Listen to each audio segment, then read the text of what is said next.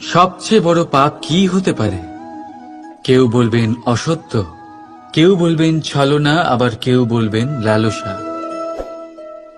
না, সংসারে সবচেয়ে বড় পাপ হলো নারী জাতির অসম্মান, নারীর মান ভঙ্গ করা। কারণ এই অপরাধ কেবল নারীর শরীরকেই নয়, বরং তার মন আর আত্মাকেও আহত করে থাকে। তাহলে এবার প্রশ্ন হলো, যে এই অপরাধ করেছে তাকে কি শাস্তি দেওয়া উচিত? কেউ বলবেন শারীরিক যন্ত্রণা, আর কেউ বলবেন মৃত্যুদণ্ড। কিন্তু এই অপরাধের শাস্তি নির্ধারণ করার আগে এটা জানার কি কোনো প্রয়োজন নেই যে অপরাধী আসলে কে? এখন আপনি বলবেন সহজ ব্যাপার, সেই পুরুষ যে নারীর মান ভঙ্গ করেছে। কিন্তু এ কি সম্পূর্ণ সত্যি? নিজের অপমানের জন্য, নিজের সম্মানকে নিজেই হারানোর জন্য কখনো নারী কি নিজে দায়ী হতে পারে না? ভেবে দেখুন, সম্মানহানির থেকে বাঁচার জন্য সর্বপ্রথম সম্মানের সীমার উপর নজর দেওয়া প্রয়োজন। রাবণ সীতার হরণ এই জন্যই করতে পেরেছিলেন কারণ সীতা নিজের বোকামোর জন্য রাবণের সেই সীমা উল্লঙ্ঘন করা সহজ করে দিয়েছিলেন। কিন্তু অশোক বাটিকাতে সেই সীতাকেই রাবণ স্পর্শ পর্যন্ত করতে পারেননি, কারণ সে রাবণ আর তার মাঝখানে ঘাস দিয়ে একটা ছোট রেখা বানিয়ে দিয়েছিলেন। জীবনে না বলতে শিখুন। যদি কেউ আপনার সম্মানের সীমা পার করতে চেষ্টা করে তাহলে তাকে সেখানেই আটকাতে শিখুন। আপনার ওপরে ওঠা প্রথম হাত, প্রথম কটাক্ষ ওইখানেই আটকাতে শিখে নিন। তখন কোনো পুরুষের সাহস হবে না আপনাকে আবার অপমান করতে চেষ্টা করার, কারণ নারী জননী, পূজনীয়। তাই নিজেকে দুর্বল মনে করে আপনি অপরাধী হবেন না। রাধা রাধা।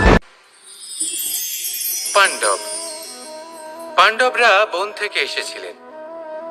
ওনাদের কাছে না কোনো ধন ছিল, না কোনো সম্পদ, না বিদ্যা। নিজের পরিশ্রমের দ্বারা ওনারা বিদ্যা অর্জন করেছিলেন, আর তার দ্বারাই সম্পদ অর্জন করলেন আর ধনও অর্জন করলেন। এই পাণ্ডব ছিলেন অত্যন্ত কুশল এবং শক্তিশালী। যুধিষ্ঠির নিজের পরিশ্রম দ্বারা এমন জ্ঞান অর্জন করেছিলেন যে এই সংসার ওনাকে ধর্মরাজ যুধিষ্ঠির অভিহিত করেছিল। দেখতে গেলে পাণ্ডবদের কাছে সবকিছুই ছিল, কিন্তু যখন বিষয় এলো আরো ধন লাভ করার, তখন যুধিষ্ঠির, যিনি পাণ্ডবদের মধ্যে জ্যেষ্ঠ, তিনি সকল পাণ্ডবদের সাথে দ্যুতক্রীড়ায় অংশগ্রহণ করে ফেললেন। এর ফলে না শুধু ধনলক্ষ্মী, ধর্মলক্ষ্মী, বিবেক লক্ষ্মীকেও হারালেন, আর শুধু তাই নয়, নিজের গৃহলক্ষ্মী দ্রৌপদীকেও হারিয়ে ফেললেন। এর কারণ কি? ভুলে গেলেন খুব সহজ একটা কথা, এই সংসারে সম্মান এবং সাফল্য দুটোই পরিশ্রমের দ্বারা লাভ করতে হয়। কিন্তু দ্যুতক্রীড়ার এই খেলা আমাদের ভাগ্যের উপর নির্ভরশীল। এই সংসারে দুটি পথ রয়েছে। একটা পথ যেখানে কর্ম এবং পরিশ্রমের দ্বারা আপনি নিজের পথ নিজেই রচনা করতে পারবেন, আর দ্বিতীয় পথ হলো যেখানে এই ভাগ্য এক মুহূর্তে আপনাকে শিখরেও পৌঁছে দিতে পারে, আবার ধূলিসাৎ করে দিতে পারে। আপনি কোন পথ বাছবেন সেই চয়ন আপনারই। আসুন আর আমার সাথে ভালোবেসে বলুন, রাধা রাধা। কোনো এক সময়ের ঘটনা এটা। মা এবং বাবা হাটে গিয়েছিলেন, তখন আমি আর দাদা গিয়েছিলাম গরু চড়াতে। আমরা বাড়ি ফিরে এলাম, আর মা সেই সময় একটা কাজ করতেন। যখনই হাটে যেতেন দরজা তালা বন্ধ করে যেতেন। উনি খুব ভালো করে জানতেন যে যদি ওনার এই মাখন চোর সঠিক সময়ে পৌঁছে যায় তাহলে এক ফোঁটাও মাখন ওনার অবশিষ্ট থাকবে না। এবার ঘটনা কিছুটা এরকম হলো যে মা আর বাবা মাঝে মাঝে হাটে যেতেন, তাই মাঝে মাঝেই দরজা তালা বন্ধ করতে হতো। যখন মা আর বাবা ফিরে এলেন তখন বাবা ভুলে গিয়েছিলেন যে এই চাবির গোছা থেকে ঠিক কোন চাবিটা দরজার তালা খোলার জন্য উপযোগী। উনি চেষ্টা করতে শুরু করে দিলেন, একটার পর একটা চাবি দিয়ে উনি চেষ্টা করতে থাকলেন, কিন্তু সেই দরজার তালা তো খুলতেই চাইছিল না। ওনার মাথা থেকে ঘাম পড়তে শুরু করলো। তখন মা বললেন যে তালা ভেঙে দেওয়া যাক। মা চলে গেলেন, আর বাবা বললেন না না দাঁড়াও, আর কিছু চাবি বাকি আছে, এটা হয়তো খুলতে পারবো। মা হাতুড়ি নিয়ে চলে এলেন সেই তালা ভাঙার জন্য, আর তখনই বাবা শেষ চাবিটা প্রয়োগ করলেন আর দরজার তালা খুলে গেল। যদি উনি চেষ্টা না করতেন তাহলে এই তালাটাও ভেঙে যেত আর চাবিটাও নষ্ট হয়ে যেত, ঠিক কিনা? এবার এই ঘটনাটা আমি দেখেছিলাম, আর আমার মনে হলো যে কখনো কখনো এই চাবির গোছার মধ্যে থেকে শেষ চাবিটাও কিন্তু জীবনের দরজা খুলে দিতে পারে। সেজন্য আপনি যদি জীবনে সাফল্য লাভ করতে চেষ্টা করেন, নিজের লক্ষ্যে পৌঁছতে চান, তাহলে হার মানবেন না।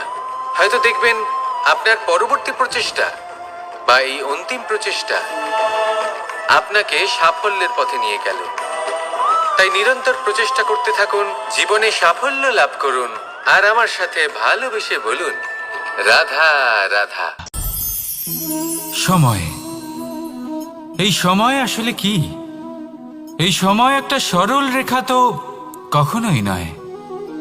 সময় হলো একটা চক্র, যেখানে এর আদি সেখানেই হলো এর অন্ত, আর যেখানে তা শেষ হয় সেখান থেকেই তার শুরু হয়। এই সময় একটা অত্যন্ত বিচিত্র চিন্তা, বিচিত্র ভাবনা, একটা বিচিত্র বস্তু যা কেউ বুঝতে পারেন না। এই সময়ের লীলা, এর কোনো প্রমাণ নেই, কোনো জ্ঞান নেই, কোনো পরিমাপ নেই। শুধু এটুকু আমরা জানতে পারি, যেখানে শেষ হবে সেখান থেকে একটা নতুন সূচনাও হবে। যা আজ আপনার কাছে আছে কাল অন্য কারোর কাছে যাবে, তারপরে তার কাছ থেকেও অন্য কারোর কাছে যাবে, তারপরে তার থেকেও ছিনিয়ে নেওয়া হবে। এই নিয়তির একজনের কাছ থেকে অন্যজনের কাছে আদান প্রদানের এই সময় হলো আপনার সময়। এই সময়ের সদ্ব্যবহার করুন, এই সময়কে বাঁচুন। আপনাকে শুধু এটাই সুনিশ্চিত করতে হবে যে আপনি কোন পক্ষে আছেন। আর সত্যি বলতে কি, আপনার জীবনের পরিণাম নির্ভর করে আপনার নির্বাচনের ওপর। আপনি কোন পক্ষ নির্বাচন করছেন। তাহলে মনে রাখবেন, জীবনে সেই পক্ষই নির্বাচন করবেন যা চয়ন করার পরে আপনি সুখ অনুভব করবেন, আপনি সন্তোষ লাভ করবেন, প্রসন্নতা লাভ করবেন। আর আমি এটাই সুনিশ্চিত করব যে এই পক্ষ যেন শান্তির পক্ষ হয়, এই পক্ষই যেন প্রেমের পক্ষ হয়। তাহলে চিন্তা করবেন না, আর আসুন আমার সাথে ভালোবেসে বলুন রাধা রাধা। যখন আমরা হাঁটতে থাকি আর আমাদের পায়ে কাঁটা বিঁধে যায়, তখন মুখ দিয়ে আহ বেরিয়ে আসে, কান্না চলে আসে, আর অনেক সময় অভিশাপও বেরিয়ে আসে। কিন্তু আমরা কি কখনো এটা এইভাবে দেখেছি, এইভাবে ভেবেছি যে আমরা যে পথে চলেছি সেই পথে কাঁটা বিঁধেছে, নাকি আমরা সেই পথ নির্বাচন করেছি যাতে শুধুই কাঁটা রয়েছে? নাকি আমরা এভাবে ভেবে দেখেছি যে এই কাঁটা আমাদের কষ্ট দিতে এসেছে, নাকি এটা আমরাই বিছিয়ে রেখেছিলাম? সাবধান থাকা উচিত ছিল, কারণ কাঁটা বিঁধলে যন্ত্রণা হবে, চিৎকার করে ফেলতে পারি, মুখ থেকে অভিশাপও বেরিয়ে আসতে পারে। কিন্তু এই অভিশাপ শুধুমাত্র আমাদের তরফ থেকে অভিশাপ হয়, সামনের ব্যক্তিটির ওপরও নির্ভর করে। এবার সেই ব্যক্তি যদি এমন হয় যে ফুল আর কাঁটা এই দুই সমানভাবে গ্রহণ করতে পারে, তার কাছে অভিশাপও বরদানে পরিণত হয়। শেষ পর্যন্ত ব্যাপারটা দাঁড়ায় ভাবনা, চিন্তা, দৃষ্টিভঙ্গির ওপর। কারণ আপনার এই ভাবনাই সত্যি হয়ে সামনে আসে।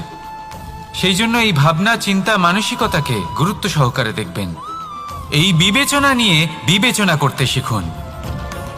আমার কথার অর্থ হলো যে জীবনে যখন এরকম কিছু একটা ঘটবে, তখন ভেবে দেখুন যে এরকম কেন হলো।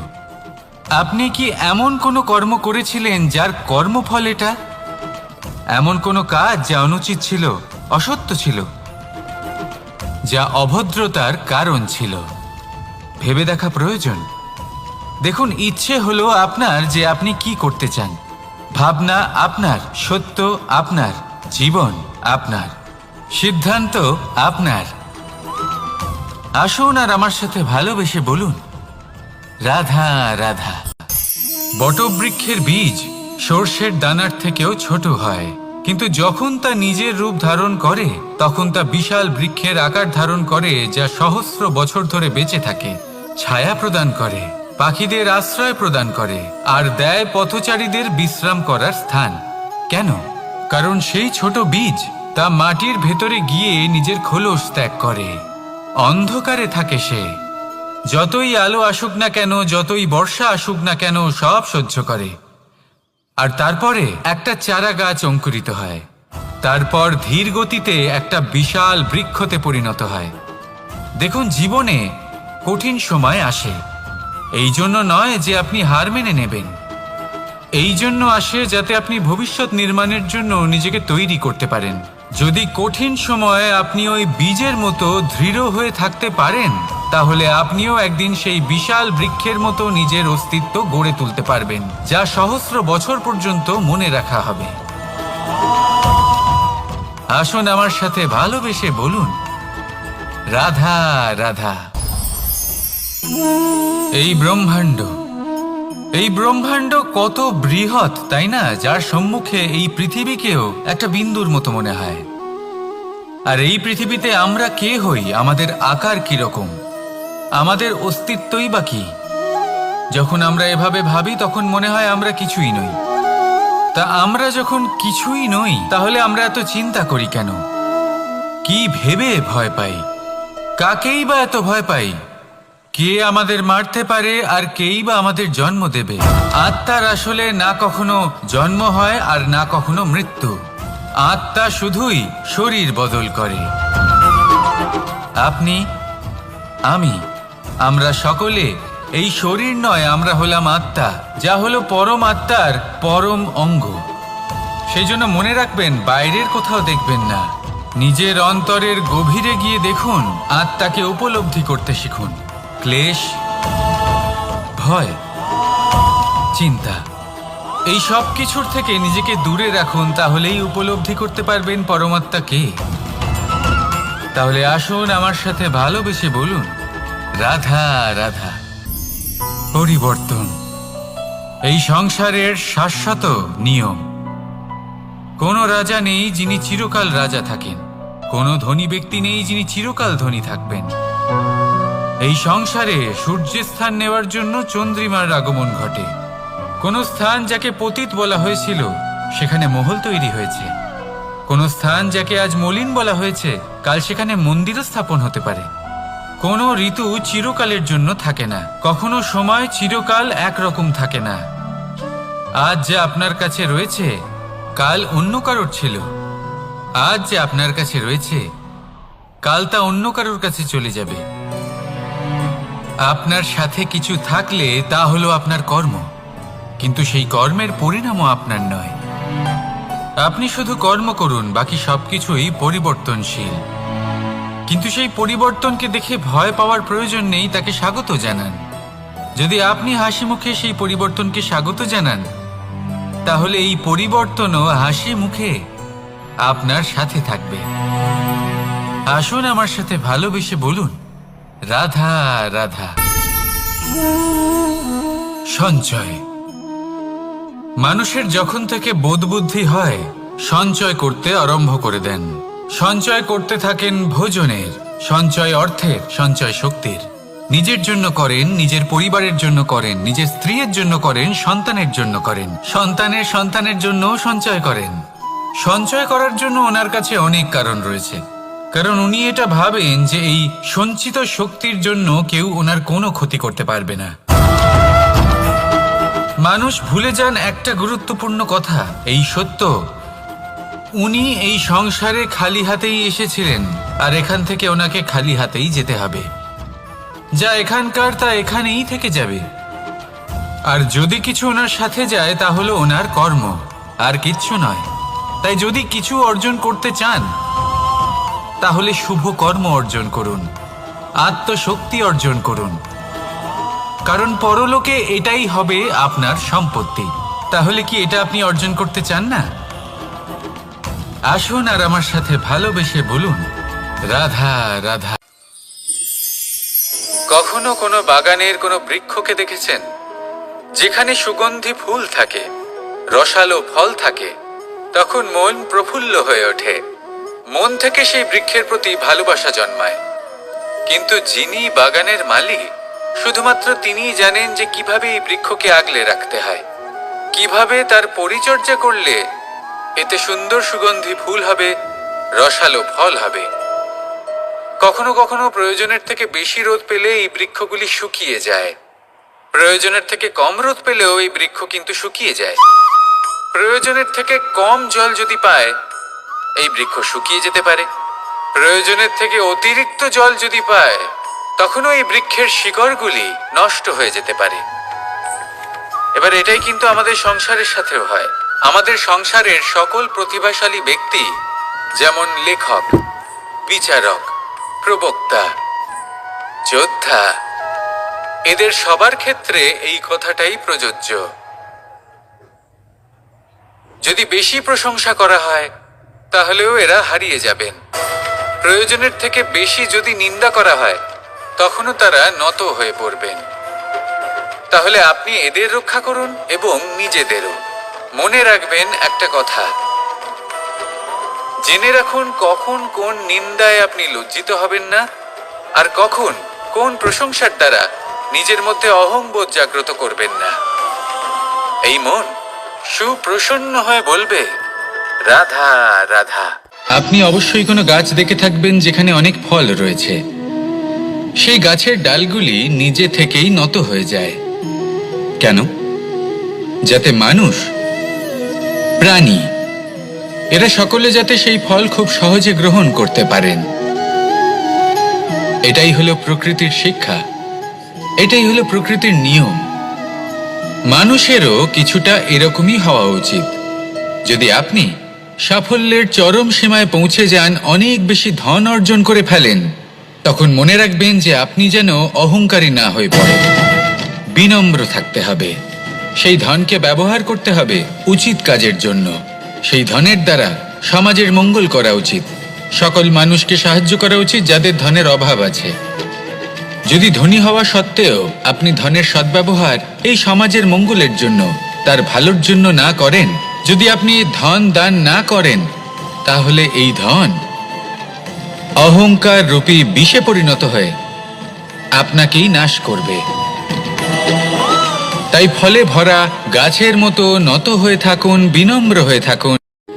কখনো কখনো এমন সময় আসবে যখন আমাদের আপনজনের থেকে সাহায্য চাইতে হয়।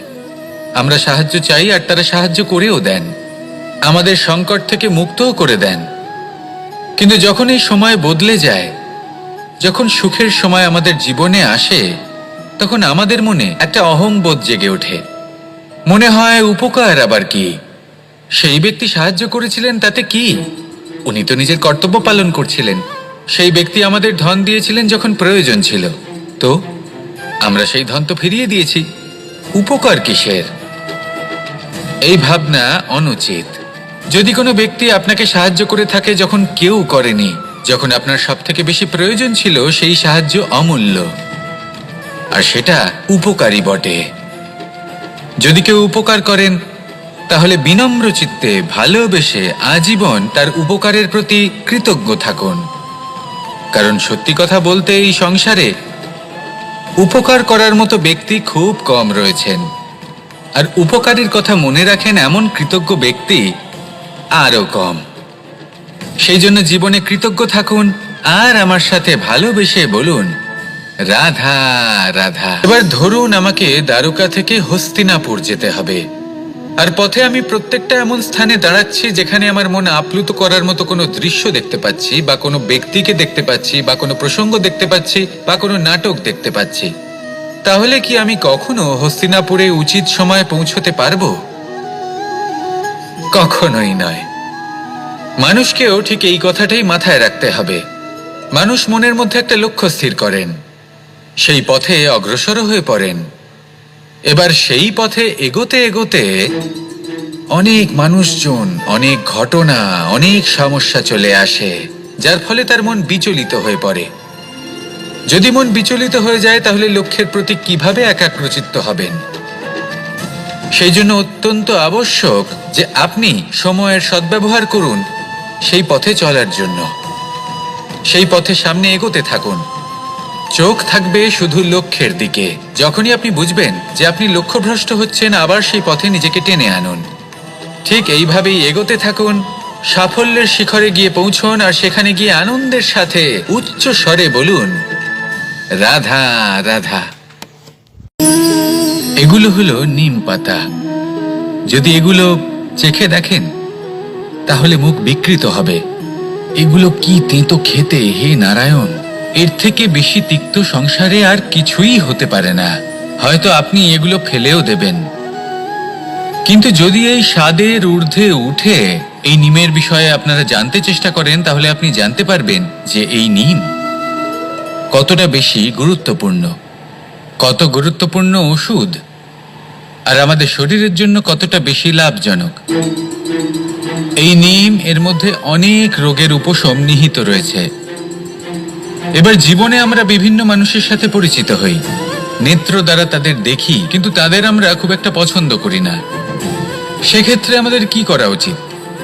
অন্তর মন দিয়ে তাদের দেখা উচিত। ওনাদের রূপ রং নয়, ওনাদের ব্যবহার, ওনাদের গুণাবলী দেখা উচিত।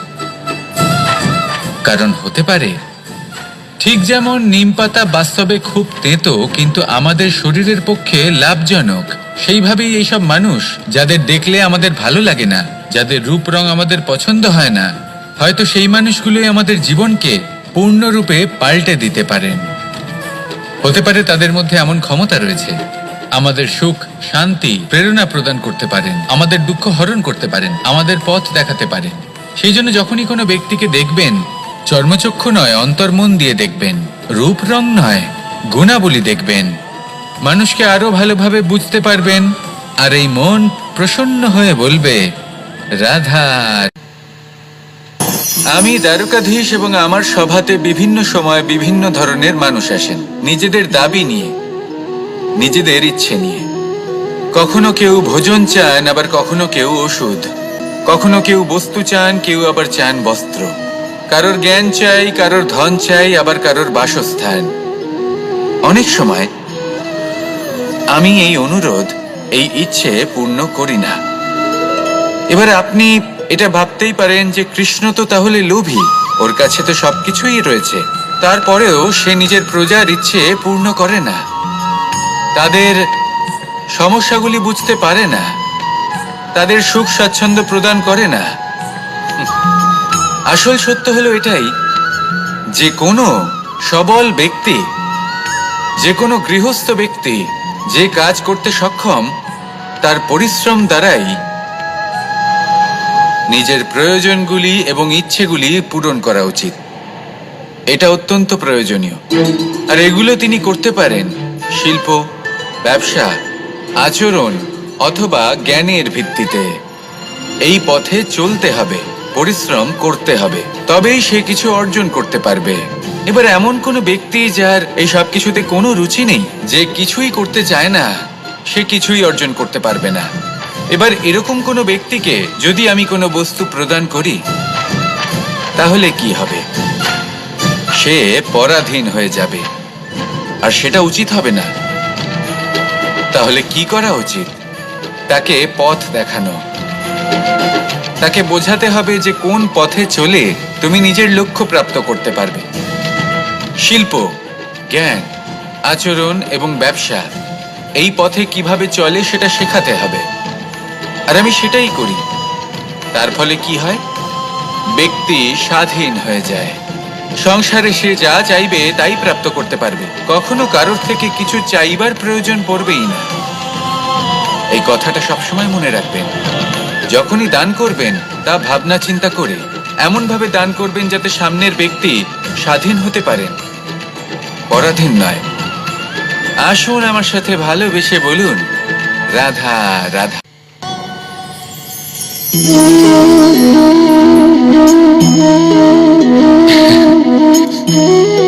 ঘুমের মধ্যে আমরা বিভিন্ন ধরনের স্বপ্ন দেখি, কিছু সুখের, কিছু দুঃখের, কিছু অত্যন্ত ভয়ানক। কিন্তু সত্যি কথা বলতে এর উপর আমাদের কোনো নিয়ন্ত্রণ নেই। কিন্তু আমি এমনও কিছু ব্যক্তিকে দেখেছি যারা খোলা চোখে স্বপ্ন দেখেন এবং তা যাপন করেন। নিজেদের একটা আলাদা স্বপ্ন নগরী আছে ওনাদের, সেখানেই জীবন যাপন করেন। আসল বাস্তবটা কি তাতে ওনাদের কিছুই যায় আসে না। এমন কিছু মানুষ আছেন যাদের কাছে বিন্দুমাত্র জ্ঞান নেই, সে না হয় ঠিক আছে, কিন্তু জ্ঞান এমন ভাবে প্রদান করবেন যে মনে হবে সংসারের সমস্ত জ্ঞান তাদের কাছেই রয়েছে। এমন কিছু মানুষ আছেন যারা ভালোবাসতে জানেন না, আর তাও আমি মেনে নিলাম, কিন্তু কথা এমন ভাবে বলবেন তাতে মনে হবে যেন প্রেমের বিষয়ে সবকিছু শুধুমাত্র ইনিই জানেন। এবার আমি এমন কথা অবশ্যই বলছি না যে আপনি এরকম করেন, কিন্তু যদি কোনো ব্যক্তি এরকম করেন তাহলে তার এটা মাথায় রাখা উচিত যে সেই ব্যক্তি অন্য কারোর সাথে নয়, নিজের সাথে অনুচিত করছেন। কারণ এমন কাজ করে উনি নিজের দোষ, নিজের অপগুণ সংসারের কাছে নয়, নিজের কাছে লুকোচ্ছেন। আপনি যদি নিজেকে বুঝতে না পারেন, সম্পূর্ণরূপে নিজেকে আকলন না করেন, নিজের অপগুণ, নিজের দোষ পূর্ণরূপে না বুঝতে পারেন, তাহলে এটা কি করে বুঝবেন যে নিজেকে কিভাবে শুধরে নিতে হবে? আপনাকে নিজের সত্য স্বীকার করতেই হবে, তারপরেই আপনি নিজেকে পরিবর্তন করতে পারবেন। তাহলে স্বপ্নে নয়, বাস্তবে বাঁচুন। বিগত দিনের কিছু কথা মনে পড়ে গেল, এক অদ্ভুত ঘটনা যা অমূল্য শিক্ষা দিয়ে যেতে পারে। বিষয় হলো যক্ষের সাথে যুধিষ্ঠিরের কথোপকথন। একবার যক্ষ যুধিষ্ঠিরকে জিজ্ঞেস করলেন, ওনাকে বললেন যে আমার কিছু প্রশ্নের উত্তর যদি আপনি দিতে পারেন তাহলে আমি আপনার বাকি ভ্রাতাগণকে আবার জীবিত করে তুলব। সেগুলোর মধ্যে খুব গুরুত্বপূর্ণ আর কঠিন একটা প্রশ্ন ছিল, এই সংসারের সব থেকে শ্রেষ্ঠ আশ্চর্য কোনটি? এই প্রশ্ন আমি আপনাকে জিজ্ঞেস করছি। এবার কেউ বলবেন স্বর্ণ দ্বারা নির্মিত লঙ্কা, এটি হলো সংসারের সব থেকে বড় আশ্চর্য। কেউ বলবেন বরফে ঢাকা সেই পর্বত যা আকাশ স্পর্শ করে। কেউ বলবেন সেই সমুদ্র যার গভীরতা মাপা অসম্ভব ব্যাপার। কেউ বলবেন সেই বায়ু যা আমরা দেখতে পাই না, কিন্তু তা আমাদের জীবন দান করে। সংসারের সব থেকে বড় আশ্চর্য কি, সেই প্রশ্নের উত্তর যুধিষ্ঠির দিয়েছিলেন, আর তা ছিল শ্রেষ্ঠ উত্তর এবং উচিত। উনি বলেছিলেন যে সংসারে প্রতিদিন কোনো ব্যক্তি জন্ম লাভ করেন আর কোনো ব্যক্তি মৃত্যুও লাভ করেন। এবার এই কথাটা সবাই জানেন, সবাই বোঝেন যে যখন জন্মেছি তখন কোনো একদিন আমিও অবশ্যই মৃত্যু লাভ করব। এবার যখন এই কথা প্রত্যেকটা মানুষ জানেন, তখন কেন প্রত্যেক মানুষ এই চিন্তায় থাকেন, এই নিয়ে কষ্ট পান, এই নিয়ে ব্যাকুল হয়ে থাকেন যে উনি একদিন মৃত্যু লাভ করবেন, তার থেকে দূরে পালাতে চেষ্টা করেন? বলেন যে আমি মৃত্যু লাভ করতে চাই না। কেন? যেখানে কোনো না কোনো দিন এটা অবশ্যই হবে। এ হলো ব্রহ্ম সত্য। এই যে ব্যাকুলতা, এই ভয়, এই যন্ত্রণা, এই চিন্তা তার মনকে বাঁচতেই দেয় না, এই জীবন অনুভবই করতে দেয় না। সেই জন্য এই চিন্তা, ব্যাকুলতা, ভয় এসবের কি লাভ? কোনো লাভ নেই। সেই জন্য যতক্ষণ জীবনযাপন করছেন প্রত্যেক মুহূর্ত যেন শ্রেষ্ঠ হয়, আনন্দময় হয়, প্রেমের দ্বারা পরিপূর্ণ হয়, সেই চেষ্টা করুন। চেষ্টা করুন যাতে আপনি যে কাজ করছেন তার দ্বারা যেন অন্যের মঙ্গল হয়। এই প্রচেষ্টাই আপনার জীবনকে প্রসন্নতা আর প্রেম দ্বারা ভরিয়ে তুলবে। এই মন সুপ্রসন্ন হয়ে বলবে রাধা রাধা। এবার যদি আপনাকে জিজ্ঞেস করা হয় যে সব থেকে বেশি শক্তির অনুভব কোথা থেকে করা সম্ভব, তখন কেউ কেউ বলবেন পুষ্টিকর আহার গ্রহণ করলে, ব্যায়াম করলে, কেউ বলবেন ধন লাভ করলে, বন্ধুদের থেকে, পরিবারের থেকে, আদি ইত্যাদি। এইভাবে আপনি শক্তির অনুভব অবশ্যই করতে পারেন, কিন্তু সব থেকে বেশি শক্তির অনুভব যদি আপনি করতে চান তাহলে তা পাবেন শুধু একতার দ্বারা, সংগঠনের দ্বারা। যদি আপনাকে উদাহরণ দিই, নিজের এই হাতটাকে দেখুন, 5টা আঙুল রয়েছে, কোনো একটা বস্তুকে নিজের একটা আঙুল দ্বারা তুলে ধরার চেষ্টা করে দেখুন, বড়ই কষ্ট হবে। তখন আপনি বুঝতে পারবেন যখন এই 5টি আঙুল একত্রিত হয় তখন কোনো কাজ কতটা সহজ হতে পারে। এটাই হলো শক্তি একতার। সব থেকে ভালো উদাহরণ যদি আপনাকে দিই তাহলে বাঁশি। এই বাঁশি থেকে অত্যন্ত মধুর সুর নির্গত হয় যা সবার মন প্রসন্ন করে দেয়। এই কথা সত্যি, কিন্তু এই বাঁশি আমি একটা বা দুটো আঙুল দিয়ে বাজাতে পারবো না। আমাকে প্রত্যেকটা আঙুল ব্যবহার করতেই হবে, তবেই এর থেকে মধুর সুর নির্গত হবে যা সকলকে প্রসন্ন করবে, ঠিক কিনা? ঠিক এইভাবেই যদি আপনি চান যে আপনার জীবনরূপী বাঁশি থেকেও মধুর সুর নির্গত হোক বা সবার মনকে প্রসন্ন করে তুলুক, তাহলে আপনাকেও জীবনে একতা নিয়ে আসতেই হবে। আপনি একাও কর্ম করতে পারেন, পথ চলতেও পারেন, সামনেও এগোতে পারেন, সাফল্যও লাভ করতে পারেন। কিন্তু যখন সকলে একসাথে এগোবেন, সেই পথে চলবেন, সেই কর্মই করবেন, তখন লক্ষ্যে অবশ্যই পৌঁছবেন, সাফল্য অবশ্যই লাভ করবেন। কিন্তু সেই সাফল্য এবং তার আনন্দর সংমিশ্রণটাই একটু অন্যরকম হবে। তাই জীবনে ঐক্যবদ্ধ হন, একসাথে মিলে এগোতে থাকুন, আর আমার সাথে ভালোবেসে বলুন রাধা রাধা। 2 ধরনের আবেগ রয়েছে যার কোনো মূল্য নেই। আমার কথার অর্থ এটা নয় যে এদের কোনো গুরুত্ব নেই, গুরুত্ব যথেষ্টই রয়েছে, শুধু এদের জন্য আপনাকে কোনো মূল্য দিতে হয় না। প্রথম আবেগ হলো আনন্দ, প্রসন্নতা। এটা আপনি যে কোনো জায়গায় খুঁজে পেতে পারেন যদি আপনি খুঁজে পেতে চান। আপনি কোনো পুষ্পের সৌন্দর্য দেখে প্রসন্ন হতে পারেন। বায়ুর কারণে যখন একটি বৃক্ষ শিহরিত হয় সেটা দেখে আপনি প্রসন্ন হতে পারেন। একটা ছোট্ট শিশুর কলরব শুনেও আপনি প্রসন্ন হতে পারেন। একটা ক্রন্দনরত বালককে হাসিয়ে আপনি প্রসন্ন হতে পারেন। সবকিছু আপনার উপর নির্ভরশীল। সেখানে আরেকটি আবেগ হলো দুশ্চিন্তা। মানুষ বড়ই দুশ্চিন্তা করতে থাকে। আজ আমি এই কাজ করেছি, সেই বিষয়ে চিন্তা। আজ আমি এই কাজ করতে পারিনি, সেই বিষয়ে চিন্তা। কাল আমাকে এই কাজ করতে হবে, সেই নিয়ে চিন্তা। আমি কি সেই কাজটা করতে পারবো, সেই বিষয়েও দুশ্চিন্তা। চিন্তা সর্বত্র রয়েছে, যার জন্য মূল্য দিতে হয় না। যত চান আপনি একত্রিত করতে পারেন। একটা গুরুত্বপূর্ণ কথা মনে রাখবেন, প্রসন্নতা জীবনের একটা নতুন সূত্রপাত। সেখানে দুশ্চিন্তা হলো জীবনের চিতার সমান। এবার এই দুটি আবেগ হলো মূল্যহীন, দুটোই আপনার সামনে আছে। কোনটা চয়ন করবেন আপনি, দুশ্চিন্তা নাকি প্রসন্নতা? সিদ্ধান্ত। লক্ষ্যে পৌঁছানো অত্যন্ত কঠিন হয়। কেউ ভাবেন যে কেন এত কঠিন হয়, কেন এত কষ্ট করতে হয় লক্ষ্যে পৌঁছানোর জন্য। এই লক্ষ্য সরলভাবে কেন আমার কাছে চলে আসে না? চলুন আপনাকে একটা কথা বলি, যদি আপনার লক্ষ্য কঠিন না হয় তাহলে তাকে পাওয়া আপনার পক্ষে অসম্ভব হয়ে উঠবে।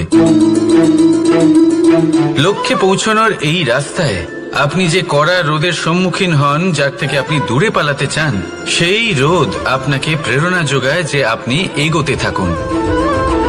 ভাবুন একজন যাত্রী যে কিনা নিজের লক্ষ্যের দিকে যাচ্ছেন, সেই পথে উনি যদি একটু ছায়া পেয়ে যান আর উনি ওখানে বিশ্রাম নেন, তাহলে তার সাথে তার ভাগ্য গভীর নিদ্রায় সেখানে বিলীন হয়ে যায়। তাই পরিশ্রমের করা রোদের থেকে কখনো দূরে পালাবেন না। জীবনে শুধু সামনে এগোতে থাকুন দৃঢ়তার সাথে।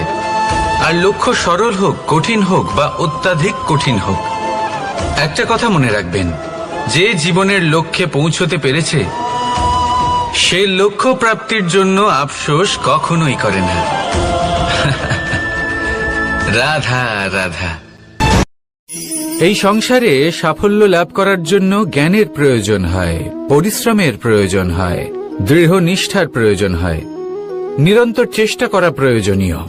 কিন্তু আরো কিছু আছে যা অত্যন্ত প্রয়োজনীয় এবং গুরুত্বপূর্ণ। তা হলো ভালো বন্ধু। তাদের থাকা অত্যন্ত প্রয়োজনীয়। যদি ভালো বন্ধু থাকে তাহলে সময় এলে তারা ঢাল হয়ে আপনাকে সুরক্ষা করবেন। সময় এলে অস্ত্রের মতো শত্রুকে সংহারও করবেন। যদি তিনি জ্ঞানী হন, তাদের মধ্যে সদ্গুণ থাকে, তাহলে এই সব গুণ আপনার মধ্যেও প্রবেশ করবে। তাহলে সাফল্যের জন্য ভালো বন্ধু পাওয়া অত্যন্ত প্রয়োজনীয়। কিন্তু শুধু বন্ধু কেন, ভালো শত্রুও থাকা প্রয়োজনীয়। এবার আপনি ভাববেন এ আমি কি বললাম? যদি আপনার জীবনেও ভালো অর্থাৎ শক্তিশালী শত্রু থাকে, তাহলে আপনিও শক্তিশালী হতে থাকবেন। এই শত্রু আপনাকে প্রেরিত করবে আরো বেশি শক্তিশালী হয়ে ওঠার। কখনো কোনো হরিণকে দেখুন, তীব্র গতিতে দৌড়তে থাকে। কেন তীব্র গতিতে দৌড়য়? এই কারণে নয় যে কোথাও তার জন্য মধুর ঘাস অপেক্ষা করে রয়েছে, না। সে এই কারণে তীব্র গতিতে দৌড়য় কারণ সেটা না করলে তার পেছনে একটি সিংহ আছে যে ওকে নিজের ভোজন করে ফেলবে। তাই জীবনে বিপদ, সংকট এই সবকিছুও হলো অত্যন্ত গুরুত্বপূর্ণ। তার সম্মুখীন হতে শিখুন আর আমার সাথে ভালোবেসে বলুন, রাধা রাধা। ধৈর্য, এই ধৈর্য কি কোনো গুণ, কোনো অনুভূতি, কোনো দৃষ্টিভঙ্গি? আমার জন্য ধৈর্য এক বাহন। আপনি হয়তো ভাবছেন এই কেমন বাহন? বাহন তো ঘোড়া হতে পারে, হাতি হতে পারে, উটও হতে পারে, কিন্তু ধৈর্যকে বাহন বানানো মানে? চলুন আপনাকে একটা কথা বোঝাই। পৃথিবীতে এমন কোনো বাহন নেই যে তার আরোহীকে আছড়ে ফেলেনি। সেটা উট হোক বা হাতি হোক বা ঘোড়া হোক, চলতে চলতে কখনো নড়বড় করেই বসে। তারপর সেই আরোহী পড়ে কারোর পায়, তারপর পড়ে তার নিজের নজরে। কিন্তু ধৈর্যরূপী বাহন কখনো কাউকে ফেলে না, কখনো না। না সেই আরোহী কারোর পায়ে পড়ে আর না তো নিজের নজরে।